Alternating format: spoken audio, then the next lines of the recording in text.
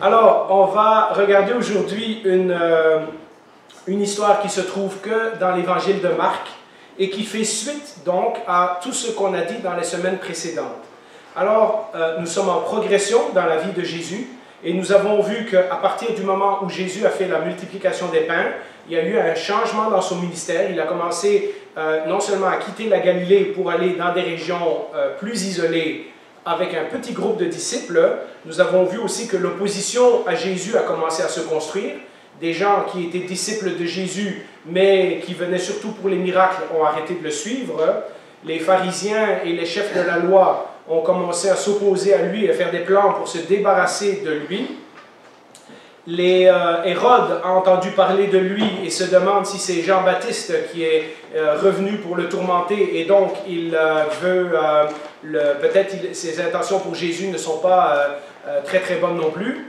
Et puis donc Jésus va condamner aussi les villes de la Galilée en leur disant « Vous avez vu tous ces miracles, vous avez entendu tous ces enseignements et malgré tout vous ne me suivez pas pour les bonnes raisons.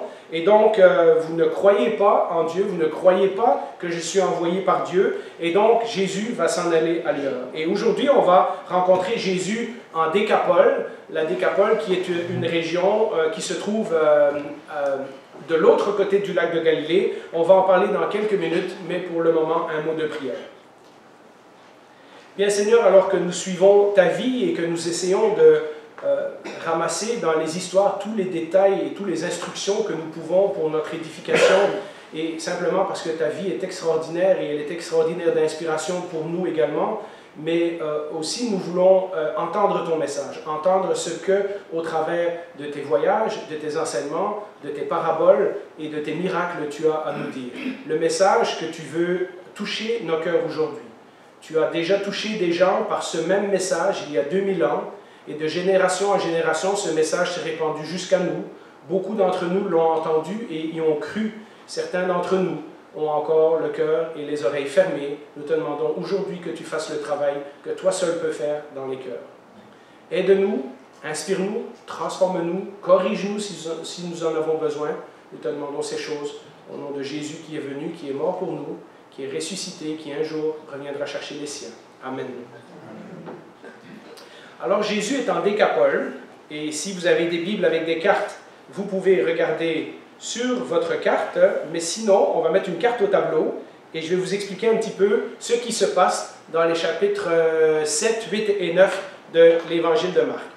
Si vous lisez, donc chronologiquement, l'Évangile de Marc, par exemple, ou les évangiles comme Matthieu, Marc, Luc et Jean, mais surtout de ce temps-ci, les mêmes histoires se trouvent dans Marc et dans Matthieu, vous verrez que Jésus, à un moment donné, a quitté la Galilée et s'est en allé au nord, dans le territoire de Tyr et Sidon, qui est le Liban actuel, mais qui était une région païenne. C'est de là que venait la reine Jézabel, c'est de là que venait le culte de Baal. C'était une région donc totalement différente de la Galilée où Jésus avait exercé son ministère. Et puis nous allons voir que Jésus fait un drôle de voyage. En fait, il va traverser toute la partie que vous voyez en rouge sur votre carte. Il va s'en aller par là et puis il va redescendre de l'autre côté du lac de Galilée, là où il y a la Décapole.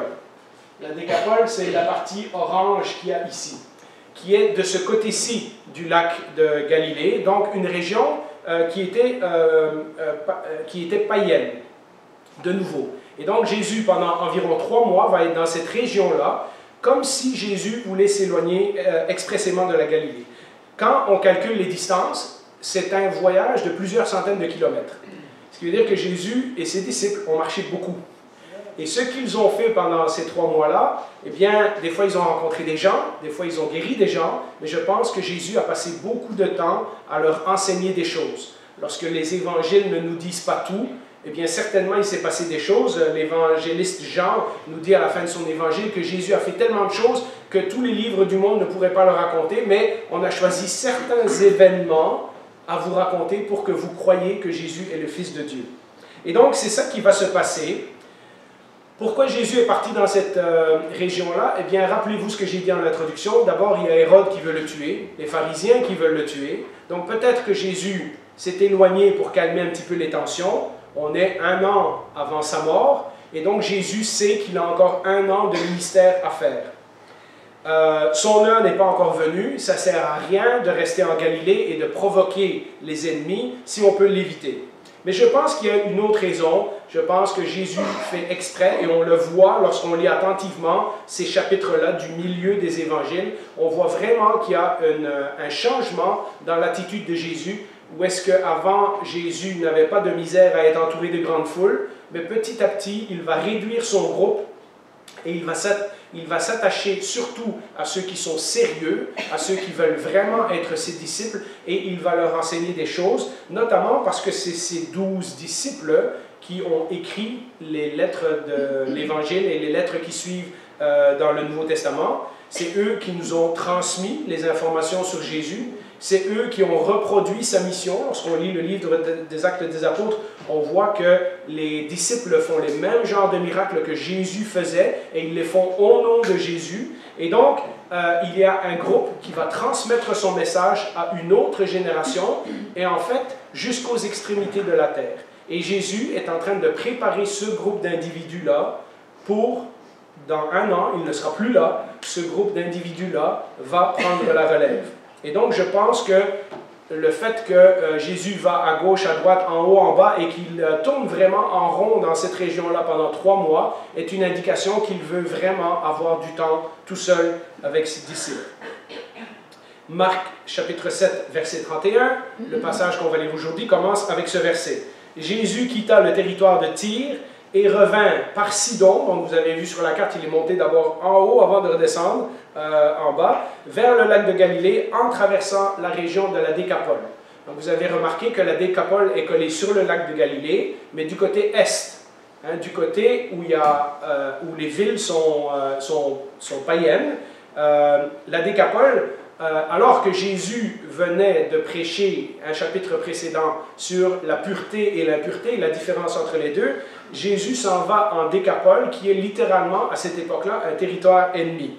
C'est une confédération de 10 villes, Décapole ça veut dire 10 villes, 10 villes gréco-romaines qui avaient adopté toutes les coutumes des Romains et sur lesquelles les Romains comptaient beaucoup pour servir de protection au cas où le peuple juif se révoltait. Et donc, si vous voulez, ils ne sont pas bien vus par les Juifs parce que, pour eux, ces gens-là ont vendu leur âme aux Romains. Donc, ce sont des traîtres, ce sont des païens. C'est des villes, on a découvert des ruines dans les années passées, et on voit que ce sont vraiment des villes construites à la romaine, avec un théâtre, avec des courses de chevaux, avec ces choses-là. Donc, on imagine très bien que lorsque Jésus est en train de se promener dans cette région-là, les disciples à Tyr et Sidon, il rencontre peut-être des temples de Baal et des statues de Baal, mais dans cette région-là, il rencontre aussi des temples païens. Ils sont vraiment dans une culture qui est complètement différente de celle dans laquelle ils vivaient en Galilée. C'est une culture où il y a des temples païens, où il y a des idoles, où il y a des statues de, pour ceux qui connaissent la mythologie, tous les grands dieux grecs. C'est une région également où on mangeait du porc, alors que les Juifs ne mangeaient pas de porc. C'est une région également, puisqu'elle est païenne, où la moralité est complètement différente de celle que l'on trouve en Israël. Le peuple d'Israël fonctionnait encore beaucoup avec les lois de l'Ancien Testament, malgré leur nombreuse désobéissance aux commandements de Dieu, malgré leur hypocrisie religieuse. Ce sont des gens qui avaient une bonne morale. Quand on va dans les régions païennes, il y avait tous les cultes païens avec tous les excès qui venaient avec. Et c'est dans cette région-là que Jésus choisit de passer 3 mois pour former plus précisément ses disciples.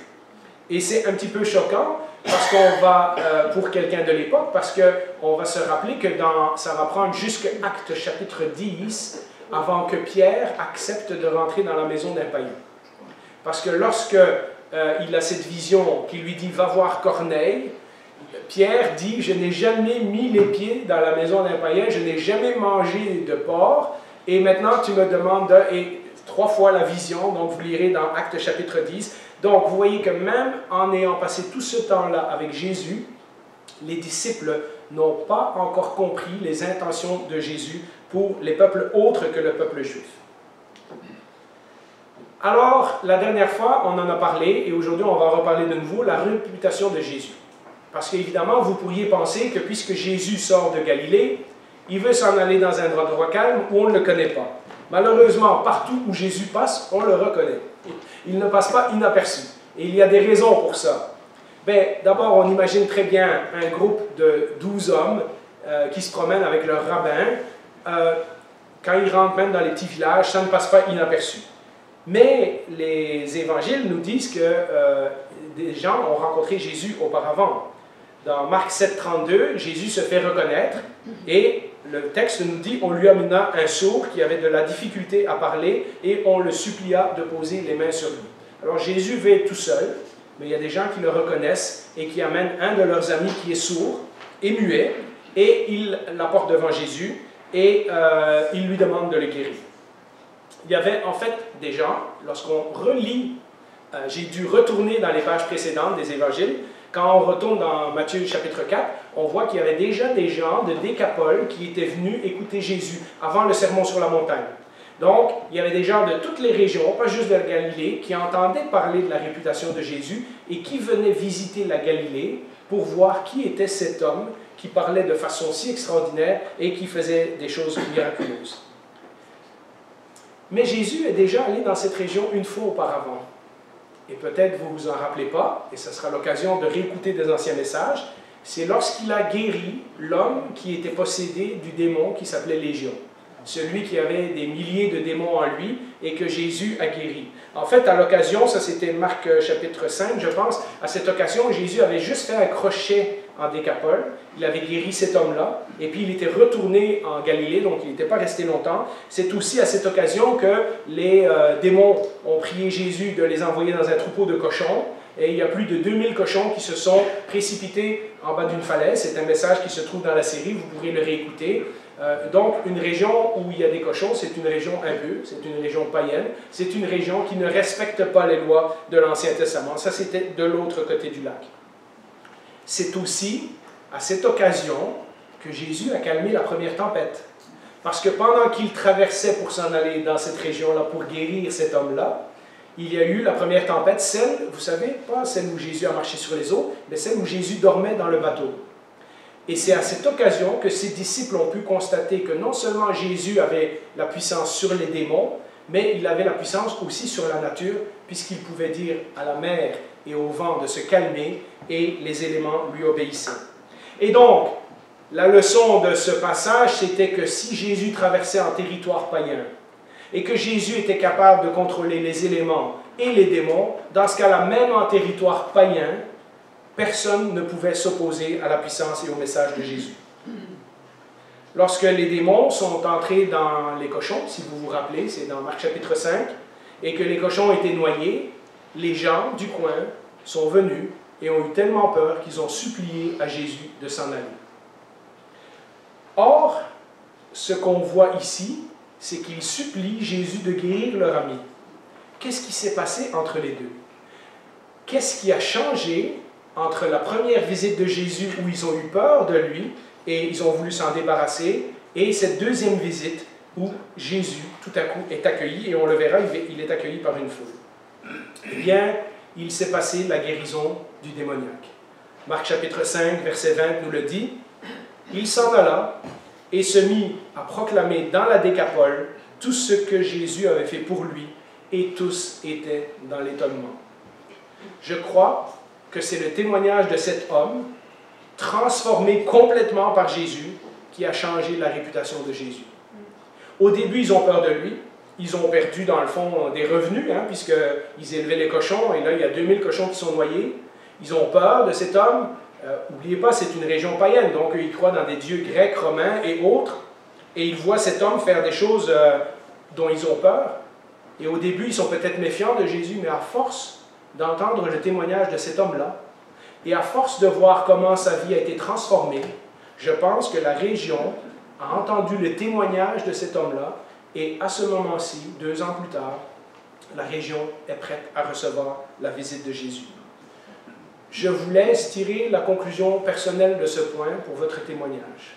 Combien de gens ont vu votre vie d'avant et votre vie d'après transformée, et c'est une occasion pour vous de témoigner de la bonté de ce que Dieu a fait. On imagine donc, comme le paralytique qui avait été amené à Jésus par ses amis, Hein, dans cette histoire-là aussi, l'homme ne peut pas marcher, c'est ses amis qui brisent le toit et qui font descendre le paralytique.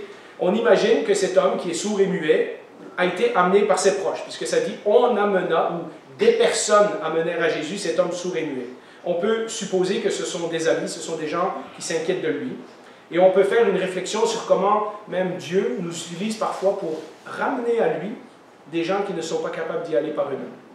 Parfois, même dans les chrétiens, il y a des gens qui vivent des grandes crises et nous sommes les outils que Jésus utilise pour ramener ces gens vers le Seigneur. Alors ne négligeons pas de faire le bien quand nous pouvons et d'amener ces gens au Seigneur. Nous ne pouvons pas fixer les problèmes de tout le monde nous-mêmes, mais nous pouvons apporter ces gens au Seigneur.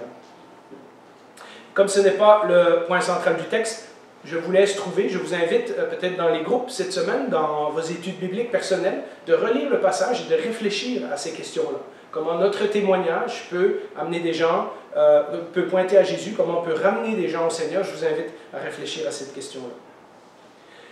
Pourquoi je parle des amis? C'est parce qu'être sourd et muet à cette époque-là, c'est vraiment une situation très, très, très difficile. C'est une situation humiliante. Probablement, je dirais, plus qu'un aveugle. Parce qu'un aveugle, il entend et il est capable de parler. Il peut aller à la synagogue, il peut apprendre des textes bibliques par cœur, il peut interagir avec les gens autour de lui, même s'il ne voit pas bien, il y a quand même une certaine débrouillardise. Mais pour quelqu'un qui est sourd, et cet homme a l'air d'être sourd depuis un très jeune âge, puisqu'il a du mal à parler, donc il a probablement attrapé une maladie ou une infection ou quelque chose quand il était très très jeune. Il avait à peine commencé à parler, il a du mal à dire les mots. J'ai quelques amis sourds-muets, ceux qui le savent, vous savez qu'ils ont extrêmement du mal à prononcer des phrases parce qu'ils n'entendent pas ce qu'ils disent. Et donc c'est un handicap qui est très très très difficile. Peut-être celui qui est le plus difficile, je dirais, dans tous les handicaps qu'on voit dans le Nouveau Testament. On ne peut pas imaginer comment cette personne est exclue de la vie sociale. S'il n'entend pas et qu'il ne sait pas parler, il a probablement du mal à se trouver un travail. Il ne va pas à la synagogue, puisqu'il n'entend rien, il ne comprend rien. Il ne peut pas poser de questions. Il n'a pas d'interaction avec les gens autour de lui. Donc, à part ses quelques amis ou sa famille proche qui s'occupe de lui ou qui l'amène à Jésus, on peut imaginer que cet homme-là est exclu de la vie sociale. En plus, on l'a vu dans plusieurs autres messages, vous savez comment les Juifs voyaient les maladies à cette époque-là. C'est un jugement de Dieu. Si tu es malade, c'est de ta faute. Tu as fait quelque chose de croche, Dieu t'a puni. Donc, dans toute la mentalité des gens religieux de cette époque-là, cet homme-là ou ses parents ont fait quelque chose de croche et Dieu l'a puni. Si tu ne vas pas bien, c'est de ta faute. Hein? C'est que Dieu n'est pas d'accord avec toi. On n'est pas surpris que des rabbins de l'époque considéraient les sourds-muets dans la même catégorie que les fous et les gens qui étaient possédés de démons. Vous imaginez quelqu'un qui ne comprend pas ce que vous lui dites et quelqu'un que quand il parle, les mots sortent incohérents, les gens ne peuvent pas comprendre ce qu'il dit. Et donc, on le met dans la catégorie de ceux que, il doit avoir un démon, hein? Il doit être puni par Dieu, etc. D'ailleurs, le mot qui était écrit en araméen pour dire quelqu'un qui a du mal à parler ou quelqu'un qui est muet, c'est le même mot que être stupide. Et en fouillant, je me suis rendu compte que en anglais, des fois on dit mute and deaf, hein, muet et sourd, mais des fois on dit dumb and deaf. Et dumb, c'est resté en anglais. Hein? Donc celui qui ne peut pas parler, c'est celui qui est stupide. C'est comme ça qu'on voit les gens à cette époque-là. C'est comme ça que même dans certaines populations indiennes au 18e, 19e siècle, on considérait encore les personnes qui avaient des handicaps comme des gens possédés par des démons, comme des gens qui étaient fous, comme des gens qu'il fallait exclure du clan. Et donc il y a des stigmes qui viennent attachés à cette maladie-là, qui affecte grandement la vie sociale et la réputation d'une personne. Ça aurait été le cas chez les Juifs, mais c'était aussi le cas chez les païens. Les païens ne traitaient pas les personnes handicapées mieux que les Juifs le faisaient. Ils avaient d'autres raisons, etc. En fait, c'est vraiment le christianisme qui a changé la façon dont les gens s'occupaient des personnes qui avaient des handicaps. Et cet homme, donc, on peut très bien imaginer qu'il vit dans une isolation totale. Vous voulez faire le test, essayez de rester une journée chez vous avec les doigts dans les oreilles et la main vous vous collez la bouche et vous essayez de vivre une journée comme ça et vous verrez que c'est extrêmement déboussolant. C'est extrêmement difficile de vivre comme ça. Qu'est-ce que Jésus fait? Au verset 33 et 34, nous lisons « Il le prit à part, loin de la foule. Il lui mit les doigts dans les oreilles, il lui toucha la langue avec sa propre salive, puis il leva les yeux au ciel, soupira et dit « Ephphatha », c'est-à-dire « Ouvre-toi ». Comme cette façon de guérir de Jésus est inhabituelle, eh bien, notre premier réflexe en lisant ce passage, c'est de nous attarder aux détails et de dire, on se demande pourquoi Jésus a fait ça, comment il a, et qu'est-ce que ça signifie, etc. Et on peut perdre complètement le sens du passage en allant lire toutes sortes d'études sur les doigts dans les oreilles et sur ces choses-là. Je sais qu'il y en a que ça va déranger, donc dans quelques minutes, je vais quand même vous donner une petite explication, mais on va aller dans le texte directement. Ce que je vois dans ce texte-là, lorsqu'on le lit attentivement, c'est que d'abord, Jésus démontre une profonde compassion envers cet homme. Il aurait pu le guérir devant tout le monde, faire un grand spectacle, mais il sait déjà que cet homme est très mal dans sa peau, que cet homme vit l'humiliation et le rejet depuis longtemps, et il le prend à part de la foule. Moi, je trouve que c'est un geste extraordinaire. Au lieu d'en faire un spectacle devant tout le monde, et vous imaginez Jésus qui dit des choses et l'homme qui ne comprend pas, etc. Non, Jésus le prend à part de la foule. D'abord, être à part signifie que l'homme va être plus attentif à ce que Jésus va faire pour lui. Parce que là, il ne va pas être entouré d'un tas de gens de brouhaha qui ne comprend pas ce qui se passe et d'une foule. Il va être avec Jésus face à face. À part ne veut pas nécessairement dire très très loin, mais suffisamment loin pour que l'homme ait une intimité avec lui. Donc peut-être quelques centaines de pieds, etc. À part ne veut pas dire non plus que les disciples ne sont pas là, parce que cette conversation nous est relatée dans les détails avec les mots que Jésus a dit, donc il y a certainement des gens qui ont entendu. J'imagine que les 12 sont avec Jésus, mais le groupe s'en va à part pour opérer la guérison. Si on n'avait pas de témoins, on n'aurait pas les détails de cette histoire. C'est ça qui me fait dire que les disciples sont avec lui. Et ensuite, après avoir décrit comment les Juifs voyaient les sourds muets à cette époque-là, vous remarquez que Jésus n'a pas du tout les mêmes réticences que les gens de son époque. Il n'a pas de misère à le toucher, il n'a pas de misère d'être dans son intimité, il n'a pas de misère d'être proche avec lui. C'est comme si tout ce que cet homme-là ne peut pas affecter Jésus. Et c'est ce qu'on voit fois après fois dans les miracles de Jésus. Tous les gens toutes les personnes que les gens avaient peur de toucher, Jésus n'a aucune misère à s'approcher de eux et de les toucher et de leur montrer la compassion. Vous imaginez comment cet homme a probablement dû se faire toucher très très peu de fois dans sa vie. Si les gens pensent qu'il est possédé par un démon ou maudit par Dieu, j'imagine qu'il doit percevoir beaucoup d'accolades, beaucoup de câlins, beaucoup d'embrassades. Et Jésus n'a, lui, aucune difficulté à toucher cet homme et à être tellement proche qu'il peut lui mettre les doigts dans les oreilles. Donc, ils sont littéralement visage contre visage. Et enfin, il nous faut aussi remarquer que Jésus fait compassion à un païen, à quelqu'un qui n'est pas juif, alors que précédemment, dans l'histoire qu'on a vue la semaine passée, Jésus avait souligné que sa mission était principalement pour le peuple juif. Mais je vous renvoie aux détails de la semaine passée. Alors venons-en au miracle. Le miracle est-il arrivé? Eh bien, comme d'habitude, quand on parle des miracles de Jésus, c'est là que beaucoup de gens vont attaquer la Bible et vont dire que ça n'a pas d'allure. Une des techniques, c'est de dire « c'est jamais arrivé, ça a été inventé ». Et une autre technique qui est populaire et que vous ne vous rendez pas toujours compte, mais qui est très utilisée aujourd'hui pour discréditer les miracles de Jésus, c'est de faire des liens entre Jésus et d'autres légendes ou d'autres histoires de l'époque et dire, en fait, ce que Jésus a fait, c'est la même chose que tel mage ou tel magicien a fait, ou tel guérisseur, etc. Et donc, vous voyez, en comparant Jésus avec d'autres, on finit par réduire l'importance de Jésus. Et dire, bah, il a fait un miracle, mais dans ce temps-là, tout le monde faisait ça, tout le monde mettait ses doigts dans les oreilles, puis c'était un truc de charlatan, etc., etc.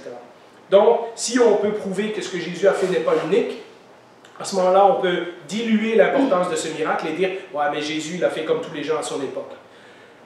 Vous entendrez certains des gens, des commentaires sur YouTube, sur Internet, etc., dire que des guérisseurs de l'époque mettaient de la salive sur les gens qui étaient malades. Et c'est vrai, il y a des histoires, j'en ai lu quelques-unes, qu'on mettait de la salive, ou en tout cas, on recommandait de mettre de la salive et de la mélanger parfois avec des plumes d'oiseaux et des affaires. Vous savez comment on voit dans les films des fois, des gens qui font un genre de potion magique qui guérit toutes les maladies, etc. C'est vrai qu'il y en a qui faisaient ça à cette époque-là. On dit, bon, c'est ça que Jésus a fait. Et puis, il y a même un médecin romain qui s'appelle Galen, que beaucoup considèrent comme le père de la médecine moderne. Évidemment, la médecine, il y a 2000 ans, ce n'était pas ce que c'était aujourd'hui, donc c'était très superstitieux. Il disait que notre salive a une telle propriété que si on crache sur un scorpion, le scorpion va se dissoudre. Hein. Et donc, vous voyez, ça, c'est toutes les rumeurs qui courent à cette époque-là sur la salive. Et donc, il y a des gens qui vont prendre ces histoires-là et dire, ben, Jésus a fait ce que les autres faisaient dans l'époque. Regarde d'ailleurs, même il a prononcé une formule magique Ephata dans le genre de abracadabra. Alors, est-ce que c'est vraiment ça que Jésus est en train de faire? Lorsqu'on compare attentivement, on se rend compte que la comparaison avec Jésus, c'est pas du tout la même chose. D'abord, Jésus n'est pas intéressé à un spectacle. Il ne fait pas ça devant toute la foule. Justement, le texte nous dit qu'il a pris cet homme à part. Et nous allons rencontrer plusieurs histoires de guérison dans les prochains chapitres où Jésus a pris les gens à part. Jésus en a fini avec les foules. Il veut parfois se concentrer sur une personne en particulier. Ensuite, la signification de ce qu'il a fait, si vous vous posiez des questions, est beaucoup plus simple que tous les commentaires et tous les trucs de magique que vous pouvez imaginer. Pensez-y. L'homme est sourd et muet, donc il n'entend pas et il ne peut pas parler, donc il ne peut pas s'exprimer. Comment peut-il comprendre ce que Jésus va lui faire? Alors, ce que Jésus va faire, il va mimer par des gestes ce qu'il va faire pour cet homme-là. En touchant ses oreilles, il est en train de lui dire, je sais que tu as un problème avec les oreilles. Je sais que tu n'es pas fou. Je sais que tu n'es pas possédé d'un démon. Je vais guérir tes oreilles. En touchant sa langue, il est en train de lui dire la même chose. Je sais que tu as un problème, que tu ne peux pas t'exprimer. Je vais m'attaquer à ce problème-là aussi. En levant les yeux au ciel, il est en train de montrer à cet homme-là que la guérison va venir de Dieu. Vous comprenez ça? Jésus est en train de mimer. Ce n'est pas plus compliqué que ça. Il n'y a pas de signification magique dans ses gestes. Jésus est en train de mimer à l'homme ce qu'il va faire. Il connaît le problème, il identifie le problème en le touchant, il montre que la guérison va venir de Dieu, il sait que cet homme qui est considéré comme impur ou jugé par les dieux de son époque, etc., c'est pas du tout ça. Jésus n'a pas de crainte de toucher cet homme-là, comme si la maladie et l'impureté de cet homme-là ne l'affectent pas du tout. Et il indique que le miracle va venir de Dieu, donc c'est pas lui en tant que guérisseur ou magicien qui va faire le miracle, c'est Dieu qui va faire la guérison. Et puis, la fameuse phrase que Marc traduit, puisqu'elle est en araméen, et si elle est en araméen, c'est qu'un des disciples s'est souvenu que Jésus l'a dit, Ephata. Ephata, c'est la langue du monsieur. Lui, il parle araméen. Quand Jésus dit, imaginez que vous êtes sourd. Si je fais Ephata, vous êtes capable de lire sur mes lèvres. Vous êtes capable de voir ce que je suis en train de dire. Et donc Jésus est en train de signifier à cet homme-là ce qu'il va faire. Ce n'est pas une formule magique. Souvent, les magiciens, quand on dit abracadabra, ça ne veut rien dire. C'est un mot qu'on a inventé parce que ça sonne bien. Mais ephata, ça veut vraiment dire ouvre-toi. Donc Jésus est en train de parler la langue de cet homme-là et il choisit une prononciation que cet homme peut lire sur ses lèvres. Donc, voilà ce que Jésus est en train de faire si vous vous demandiez. Et un jour, on reparlera des miracles, on va mettre tous les miracles ensemble et on va regarder, on va faire une leçon juste sur les miracles, mais vous verrez que Jésus guérit toutes sortes de gens de toutes sortes de manières différentes. Et ça, c'est quelque chose d'extraordinaire. Mais vous savez, j'ai parlé tantôt de la compassion de Jésus. Ce que Jésus est en train de faire là nous montre la compassion de Jésus, le cœur de Jésus. Avez-vous remarqué que j'ai sauté un détail, si vous étiez attentif? Jésus soupira. Dans d'autres traductions, ça dit « Jésus poussa un profond soupir ». Nous n'avons pas souvent les réactions de Jésus. Nous avons quelques fois que Jésus pleure, devant la tombe de Lazare, ou lorsqu'il pleure sur Jérusalem, nous avons quelques fois où Jésus aussi soupire. Qu'est-ce que ça vous indique? Ça vous indique soit une profonde compassion, soit une profonde frustration avec la situation qui est devant vous. En fait, à chaque fois que Jésus soupire ou que Jésus pleure, c'est parce qu'il est confronté face à face aux effets dévastateurs que le péché est en train d'opérer dans la vie des gens. Une autre fois, dans Marc 8, Jésus va soupirer quand les pharisiens, après un énième miracle, tout de suite après, ils vont venir et vont lui demander un signe pour prouver qu'il est le Messie. Et le texte nous dit que Jésus soupira profondément au-dedans de lui, parce qu'il voyait l'endurcissement du cœur des pharisiens. Quand Jésus soupire, l'homme comprend que Jésus n'est pas content de la situation de cet homme, que Jésus a compassion de cet homme.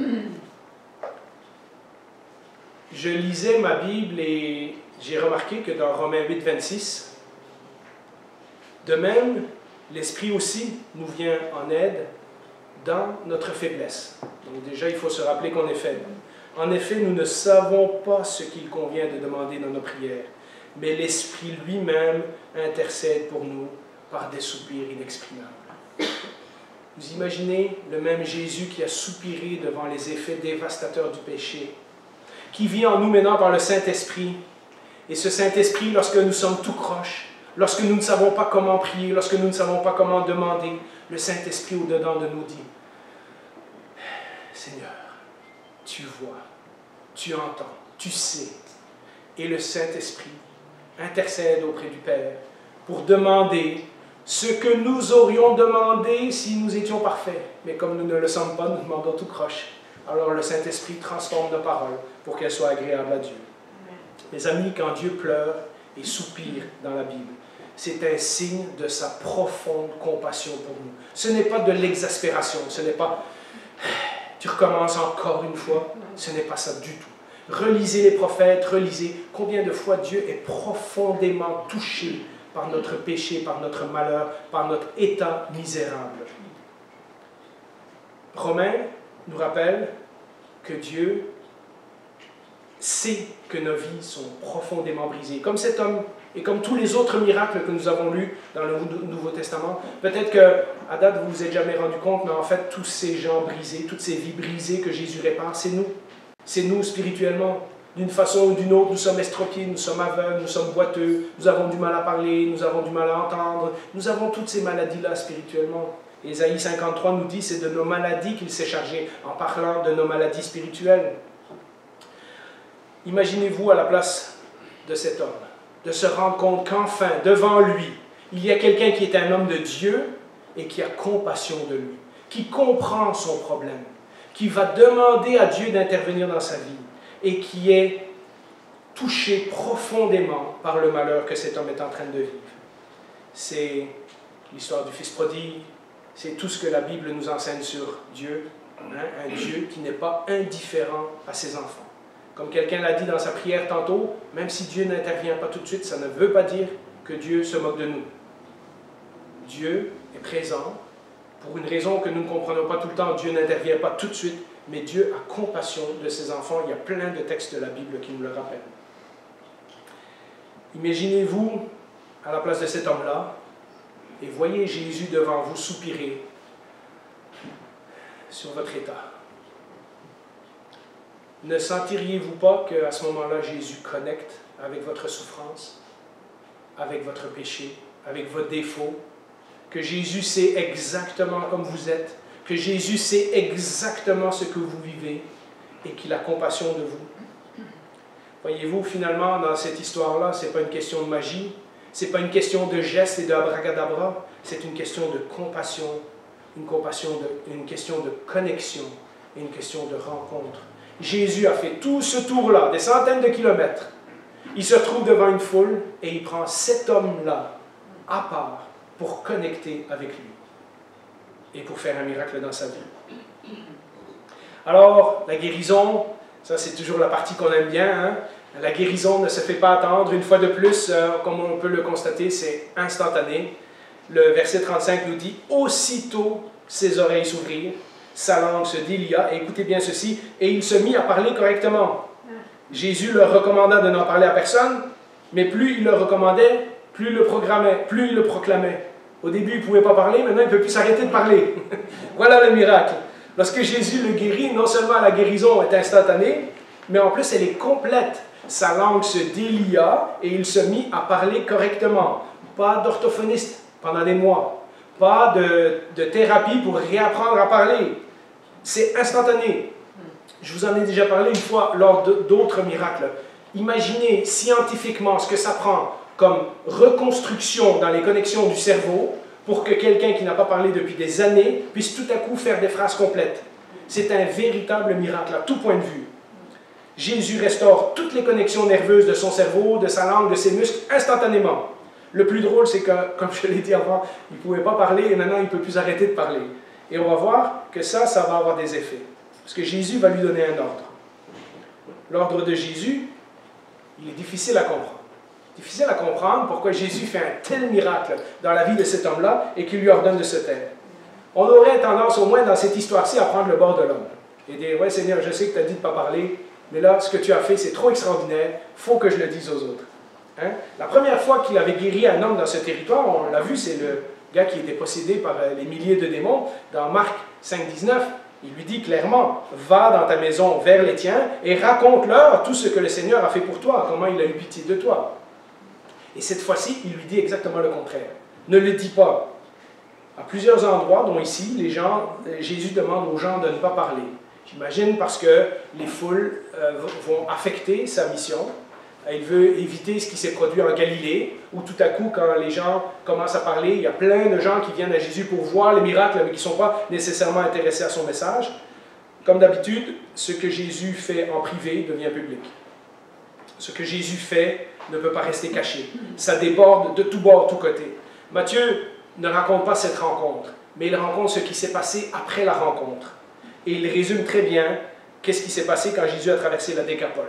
Lisons Matthieu 15, versets 29 à 31. Jésus quitta cet endroit, donc Tyr et Sidon, et vint sur les bords du lac de Galilée. Donc il est toujours en Décapole, hein, c'est la même histoire. Il monta sur une montagne et s'y assit. Donc on imagine qu'après quelques semaines de se promener à gauche à droite, il est fatigué, il va s'asseoir sur une colline et une grande foule s'approcha de lui. Et regardez, il y avait parmi eux des boiteux, des aveugles, des muets, des estropiés et beaucoup d'autres malades. On les amena aux pieds de Jésus et il les guérit. Et donc Jésus est en train un peu de refaire ce qu'il faisait déjà en Galilée. De sorte que la foule était émerveillée de voir les muets parler, les estropiés être guéris, les boiteux marcher, les aveugles voir, et elle célébrait la gloire du Dieu d'Israël. Matthieu nous dit que suite à cela, Jésus de nouveau va se retrouver avec des foules qui viennent et qui lui apportent les malades à ses pieds, etc. Des païens qui reconnaissent, donc des gens qui adorent les dieux romains et les dieux comme Baal et tout ça, qui reconnaissent que le Dieu d'Israël est plus grand et plus puissant que tous leurs dieux réunis. Ils voient en Jésus quelque chose qu'ils n'ont pas vu dans leur Dieu à eux. Et que ce Jésus n'est pas un magicien, mais que le Dieu qui a fait le ciel et la terre est littéralement présent dans cet homme et agissant en lui. Est-ce que ça a conduit à beaucoup de conversions? J'imagine que dans certains cas, non. Il y avait, comme en Galilée, des gens qui sont venus, qui ont vu les miracles et qui sont repartis. Et j'imagine que dans certains cas, oui, il y a eu des vies transformées. Nous verrons que Jésus continue quand même, malgré les foules, à garder son focus. Lui, sa mission, c'est Israël. Il va préparer ses 12 disciples, à qui il va dire « Vous serez mes témoins », en commençant par Jérusalem, la Judée, la Samarie, la Galilée et jusqu'aux extrémités de la terre. Ça sera leur rôle à eux d'aller vers les autres nations. Le rôle de Jésus, c'est en priorité Israël. Mais comme on l'a vu la dernière fois, quand le Dieu d'Israël agit, il ne peut pas s'empêcher d'avoir des impacts positifs sur tous ceux qui sont autour. Plein de gens qui ont vu les miracles de Jésus en Israël n'ont pas cru en lui. Encore aujourd'hui, plein de gens ont assisté à des miracles, à des guérisons, On a prié pour quelqu'un, ils ont été guéris d'une maladie grave. C'est un miracle. Littéralement, les médecins ne donnaient pas beaucoup de semaines à vivre à cette personne-là. On a eu des frères et des sœurs qui ont vécu encore 25 ans après avoir été déclarés en phase terminale et des choses comme ça. On a eu des miracles. Et il y a encore des gens aujourd'hui, des gens qui nous entourent, des gens de notre famille, des voisins, qui entendent notre témoignage, qui entendent ce qu'on a vécu, qui entendent le fait qu'on leur dit « j'ai prié et le Seigneur m'a répondu » et qui ne croient pas. Donc les miracles, ce n'est pas la chose la plus importante que Jésus fait. Les gens ne peuvent pas être sauvés s'ils n'entendent pas le message. Et si Jésus passe son temps à ne faire que des miracles, ils n'entendront pas le message. Et c'est pour ça que parfois nous voyons Jésus s'en aller ailleurs ou quitter une région, etc. Parce qu'il veut que les gens comprennent son message plus que les miracles. Des gens peuvent voir des miracles et avoir des idées très fausses sur Dieu. Regardez les évangiles de prospérité, les églises où on prêche tous les dimanches la guérison et les miracles. Les gens peuvent avoir une très mauvaise relation avec Dieu, une très mauvaise compréhension de Dieu, malgré qu'ils voient des choses se produire dans leur église. En réalité, ce sont nos oreilles spirituelles qui ont besoin d'être ouvertes. En réalité, ce sont nos maladies spirituelles qui ont besoin d'être guéries. Et dans l'histoire qui nous concerne, nos oreilles en particulier, parce que nous avons besoin d'entendre l'appel de Jésus. Nous avons besoin d'entendre son message. Alors, pourquoi cette histoire? Parce que dans le fond, il y a déjà eu beaucoup d'histoires de miracles avant. Pourquoi encore un autre miracle? Et en plus, c'est un épisode qui se trouve seulement dans Marc. Donc, j'imagine que ça a dû marquer les disciples particulièrement pour qu'ils s'en souviennent. Mais rappelez-vous d'abord que Marc écrit à un auditoire non juif. Alors que Matthieu écrit pour des juifs, il explique l'évangile de Jésus à des juifs, Marc écrit son livre pour des non-juifs. C'est pour ça que quand Jésus dit des mots en araméen, Marc se sent obligé d'expliquer ce que ça veut dire. Et Marc est surtout intéressé à montrer que même si le royaume de Dieu est venu d'abord en Israël, il n'était pas que pour les Juifs. Que le royaume de Dieu allait déborder sur les nations et bénir tous les peuples des alentours. Dans l'évangile de Marc, on voit clairement que Jésus est également venu pour les païens, pas juste pour les Juifs. On le voit aussi dans l'évangile de Luc. Comme nous l'avons vu la dernière fois, la promesse de Dieu pour Israël ne pouvait pas ne pas avoir un impact sur les peuples d'alentour. Vous savez, il y a quelque chose d'autre qui est encore plus extraordinaire dans ce passage. Lorsque Marc utilise le mot muet, ou le mot difficulté à parler, on lui amena un homme qui avait de la difficulté à parler. Il cite une expression qui se trouve seulement une autre fois dans la Bible. Cette expression se trouve dans Ésaïe 35, où après un temps de jugement et un temps de sécheresse, le Seigneur annonce qu'il va envoyer son Messie, et regardez ce qu'il dit. Alors les yeux des aveugles seront ouverts, et les oreilles des sourds seront débouchées. Alors le boiteux sautera comme un cerf, et la langue du muet. Et le mot qui est utilisé là, c'est le même mot que Marc utilise, une seule fois dans la Bible. La langue du muet lancera des cris de joie. C'est exactement ce que cet homme a fait. Lorsque Jésus l'a guéri, il ne pouvait plus s'arrêter de parler. C'est une prophétie. Marc fait allusion à une prophétie où le Messie va venir, va faire toutes ces choses-là pour son peuple. Et quand les gens entendent le muet parler et constatent le miracle, Marc nous dit au verset 37, rempli d'étonnement, il disait, « Il fait toutes choses bonnes. Il fait même entendre les sourds et parler les muets. » En fait, sans s'en rendre compte, puisque ce sont des païens qui ne connaissent probablement pas le prophète Ésaïe, en disant cela, il confirme la prophétie d'Ésaïe. Ésaïe avait dit, il va faire entendre les sourds et parler les muets, et eux, ils sont en train de dire, il fait toutes choses extraordinaires, il fait même entendre les sourds et parler les muets. Dans leur émerveillement de Dieu, ils confirment la prophétie d'Ésaïe. Mais lorsque ça dit « il fait toutes choses bonnes », ça ne vous rappelle pas un autre endroit dans la Bible où Dieu, lorsqu'il a créé le monde, a dit à 6 reprises « et c'était bon ». Et la dernière fois, il a dit « et c'était très bon ». Quand Dieu constate qu'il fait quelque chose, c'est toujours bon et c'est même très bon. Et ce qu'on voit que Jésus fait ici pour cet homme-là, c'est la même chose que Dieu a fait lorsqu'il a créé le monde. C'est aussi... quand la Bible nous dit, à la fin des temps, dans le livre de l'Apocalypse, que Dieu va rétablir des nouveaux cieux et des nouvelles terres, et que toutes les conséquences du péché de Genèse chapitre 3 seront effacées, y compris les maladies physiques et spirituelles. Dieu fait vraiment toutes choses bonnes. Jésus étant Dieu, tout ce qu'il faisait était bon. Tout ce qu'il faisait était parfait. La conclusion pour aujourd'hui, vous pourriez me poser la question, pourquoi Jésus a guéri des gens si ça n'a pas conduit à leur conversion? Eh bien, comme avec la femme syrophénicienne qu'on a vue la semaine passée, le futur bon que Dieu a réservé pour ceux qui croient en lui, ce monde restauré, etc., ne peut pas s'empêcher de faire déjà irruption dans le présent. Nous voyons déjà des traces de la bonté de Dieu, de la bonté que Dieu nous réserve pour plus tard, nous la voyons déjà maintenant. Dieu ne peut pas s'empêcher de faire irruption dans le présent, même si chronologiquement la fin des temps c'est pour le futur. Il y a déjà des effets, des promesses et des bénédictions de Dieu dans nos vies aujourd'hui, notamment dans nos vies à nous qui avons cru et qui suivons Jésus-Christ. Mais ces interventions dans notre présent ne sont pas pour nos beaux yeux. Ce n'est pas « je prie pour un miracle et je vais l'avoir parce que Dieu est comme une machine distributrice ». Ce sont toujours des signes et des rappels de la profonde compassion et de l'amour de Dieu pour nous. Ils sont là, pas pour eux-mêmes. Dieu ne nous guérit pas juste parce qu'il veut qu'on soit en bonne santé. Dieu ne nous rend pas prospères juste parce qu'il veut qu'on soit riche. Quand Dieu fait un miracle dans notre vie, c'est pour nous pousser à ouvrir nos yeux et nos oreilles et pour entendre son message. Vous ne trouvez pas que dans toute cette histoire-là, on pourrait résumer l'histoire de la Bible? Dieu a fait toutes choses bonnes. Ça, c'est la création. Mais à cause du péché, l'être humain est devenu sourd, aveugle, muet, boiteux, défectueux spirituellement. Ça, c'est la chute. Lorsque Jésus vient, Dieu a déployé la solution. Ça, c'est la guérison spirituelle que Jésus nous procure. Et puis, pour nous faire entrer dans un monde restauré, son royaume. Tout le message de l'Évangile est là.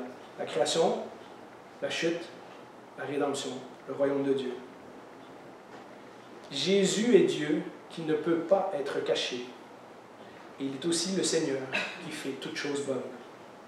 Aujourd'hui, si vous entendez sa voix, ne fermez pas votre cœur. Il guérira votre âme aujourd'hui, si vous lui demandez, et un jour, il guérira votre corps aussi. Alors n'hésitez pas, prions.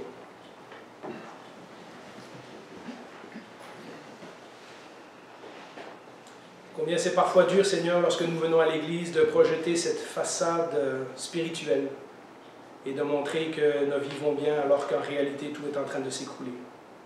Alors qu'en réalité, au-dedans de nous, nous sommes sourds, aveugles, brisés. Nous avons toutes sortes de choses qui vont mal. Souvent par notre faute, souvent par la faute du péché, parfois par le péché des autres. Cette histoire nous rappelle aujourd'hui que tu es plein de compassion. Que notre péché ne peut pas t'affecter, que tu ne peux pas moins nous aimer parce que nous nous sentons plus seuls. Tu es prêt à nous prendre à part. Tu es prêt à nous regarder dans les yeux, à toucher notre problème, à toucher notre péché et dire « Je veux te guérir de ça ». Tu es prêt et tu es désireux de le faire.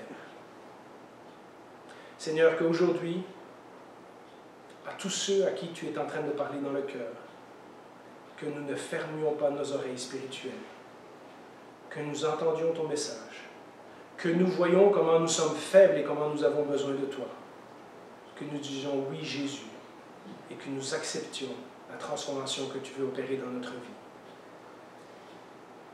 Prions cela au nom du Père, du Fils et du Saint-Esprit. Amen.